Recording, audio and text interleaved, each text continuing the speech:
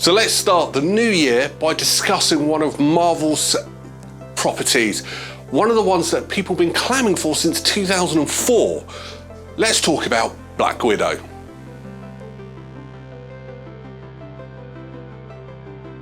Black Widow is a 2021 American superhero film based on Marvel Comics character of the same name. The film is set after the events of Civil War, and it sees Black Widow on the run and forced to confront her past. When the film was released, it did receive generally positive reviews with praise from performances, although there was some criticism towards the bad guys. But what have I found wrong with the film? Well, let's discuss 10 things wrong with Black Widow. Number 10, lawsuits. What is it with films being sued all the time? It's funny. But one of the things that really overshadows this film is the fact that Scarlett Johansson sued Disney. Not something you wanted to be doing. Let's face it, the House of Mouse have some impressive lawyers in their corner, but yet she sued them on the grounds of lost earnings. The reason being is she had a bonus if it made a certain amount of money, which this film couldn't get because it was also released on demand at the same time. So her argument was, how can it make money in a cinema if you're giving it to people at home? She has a point. Other celebrities actually joined in. Now, about a month later, it was settled out of court. We don't know about that. But Disney have now changed their contract, and so have the other film studios. In fact, the film studios actually changed their contracts before any of this happened. But this didn't put Disney in a good light, which doesn't put the film in a good light. Number 9, Teamseas. On the 29th of October 2021, Mr. Beast spearheaded a campaign called #Teamseas to try and reduce the amount of plastic in the Earth's oceans, something that's been going around for quite a few years. How does this film actually support that? By throwing a mobile phone into the sea. The plastic in the Earth's oceans have been around for quite a few years. This is why we don't have plastic straws anymore. We have paper straws because it doesn't actually affect the environment in the oceans, the amount of plastic. So Disney, being a conscientious company in this world, should be forefront, but throwing mobile phones into the sea isn't a good thing. Maybe, snap the phone in half, take the battery out, snap the SIM card, throw it away. That would work, but throw the phone into the sea. Bear in mind, most phones are waterproof, so it will last a little bit longer than you snapping it, actually. Number 8, bullets. During Red Guardian's escape, they're in a helicopter, and it's being pummeled to death by bullets, sort of. Some of the bullets reflect off, and some of the bullets actually go through. Now, before you tell me, oh, it was the guns, no, it was the same gun. The first time they used that heavy gun, it aimed for the cockpit, nothing happened, not even the glass shattered, nothing happened. And then when he started hitting the sides of the helicopter, the bullets were going straight through. Now, either there was something wrong with those first bullets, or the cockpit is made of something a lot more sturdier than the rest of the helicopter, but it's still wrong, and it doesn't really flow on, it doesn't tally on. Number 7, Taskmaster. Oh, this really annoys me. I am a comic book fan. I love comic books. I love the fact that the majority of the MCU tries to stay faithful and close as it possibly can to the comics. So I was quite excited to see Tony Masters as a Taskmaster appear in this film, which he didn't. It was Dragonoff's daughter. No.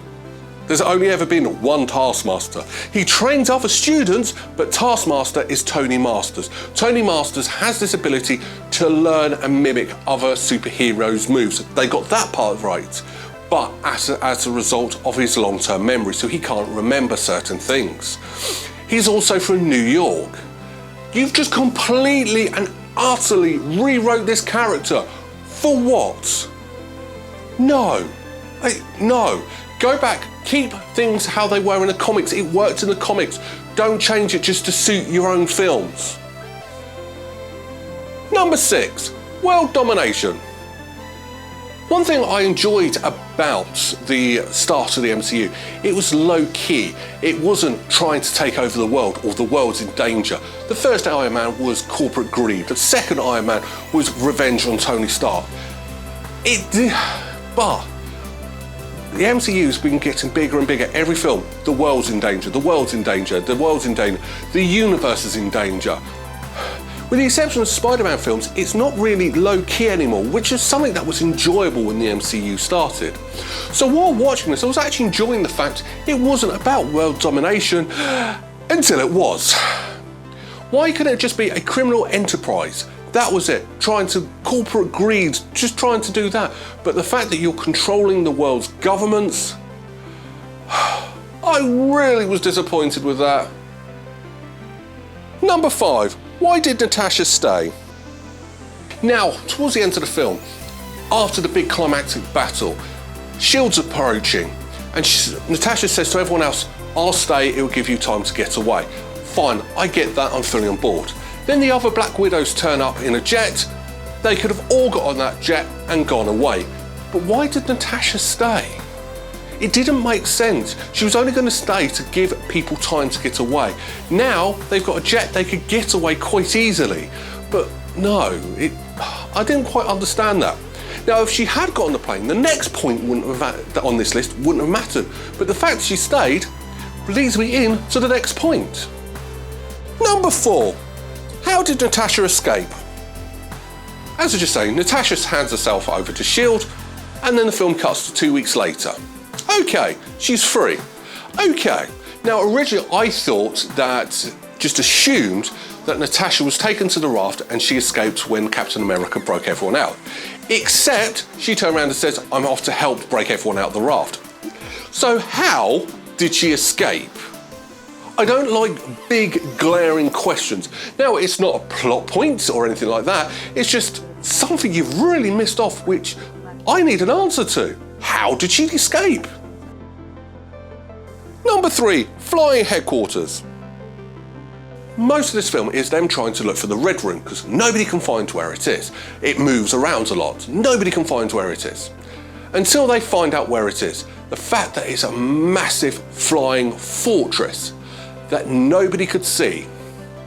Now, I'm calling BS on that because, let's face it, yes, he has a lot of the governments in his pockets, but what about S.H.I.E.L.D.? S.H.I.E.L.D. would have noticed that. What about Tony Stark, who answered to nobody, who was so paranoid about everything, who's got satellites everywhere? One of those satellites would have noticed a huge, giant fortress. It didn't have cloaking technology, but there was something seriously wrong. It just don't make sense. It doesn't really tie into the rest of the MCU. Tony Stark would have noticed that a long time ago. Number 2, escape from S.H.I.E.L.D. Just to confuse people, I'm going back to the beginning of the film now, because I just wanted to, mash it up a little bit. The family actually escaped from Ohio in a small plane to go to Cuba. Okay, I buy that. But we already know that S.H.I.E.L.D. have fast jet planes.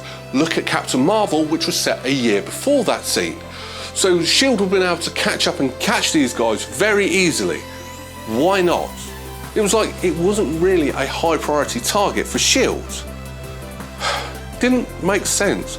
Come on, S.H.I.E.L.D., you're better than this. You were supposed to be the world's best, and you let a family of nobodies beat you. Number 1, incest. So in this film, Red Guardian Alexis is actually Natasha's adoptive fake father. That's not what happens in the comics. They're actually husband and wife. Yeah, sorry, that was just too far.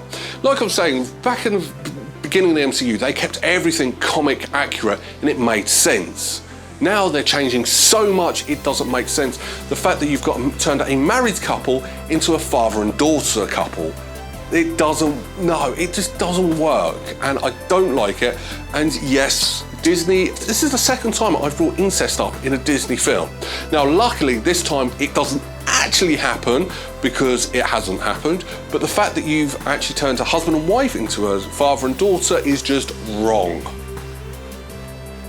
Final thoughts. Funny story about this film. My missus wasn't actually feeling too well. She was about to go to bed and I said, I'm going to watch this film so I can review it. And she was fine, she gave me a kiss, we're about to go to bed, the film starts. My missus stayed and watched the entire film. That is a good thing on a film, when you don't want to watch it, but you feel compelled to watch it. That's good. It was actually quite an interesting film to watch. It was nice to actually scale things back after the whole Avengers, Infinity War, Endgame saga. It was nice to see the MCU scaled right back. There are criticisms there was no Captain America or any of the Avengers. Do you know what? I'm glad they didn't. I'm glad it was all about her. I'm glad it was she got to take the front and centre. That being said, she was still pushed back for the whole family drama. It wasn't just a Black Widow film, it was about everything else. And that's where the film gets let down. But other than that, it's a funny film, it's an entertaining film, the action set pieces are brilliant, and it brings in some of the things that Captain America Winter Soldier brings over with that spy espionage stuff. So overall, the film is generally entertaining and it fills in a few gaps. But that's all this film does. It's a shame it took so long for Black Widow to get her solo film. It was a shame it was set beforehand so it didn't carry the whole MCU timeline on. Something the MCU seems to be going down is setting stories in the past rather than progressing their story. And that's where this film also suffers from. So what am I going to rank it? Well, ultimately, it's a good, enjoyable film, just with lots of big, glaring flaws in the whole universe as a whole. But when you put just this film on its own, great, fair play to you. So I'm going to give it a 7 out of 10 berries.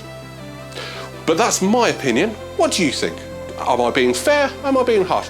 Let me know in the comments below. I look forward to reading your comments. Now, on to next week. I'm gearing up to my 100th episode of 10 Things Wrong With, and on the 100th episode I will be doing my favourite film of all time. I have said that in previous videos, so if you want to know. But because that film is a sequel, so get ready, I'm going to do the first film. Confusing you? Well, come back next Sunday to find out what film I'm talking about. Take care, bye bye.